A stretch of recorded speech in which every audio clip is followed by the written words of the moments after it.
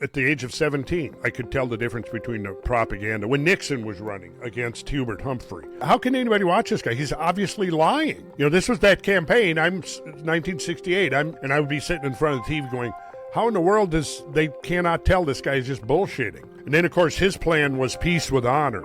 So he was going to get us on. He ran on the peace campaign. Lyndon Johnson had been a Democrat.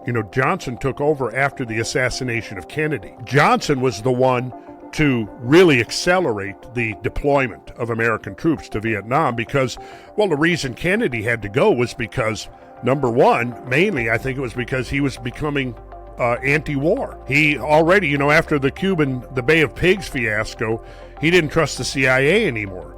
So he was actually thinking maybe we should pull the plug on the CIA. He was the one who pushed through the Limited Test Ban Treaty in 1963 because, up until 1963, the United States and the Soviet Union were testing hundreds of nuclear big explosions in the atmosphere. That was going on. Planet actually is still reeling in a way from the aftermath of that massive testing campaign. And it was Kennedy that got the he wanted to get the comprehensive test ban treaty, which would have also eliminated underground nuclear testing.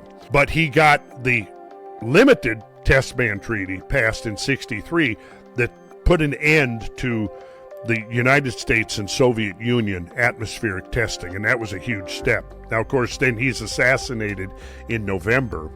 Johnson becomes president, and then January through March of 1964 is when the buildup really started in Vietnam.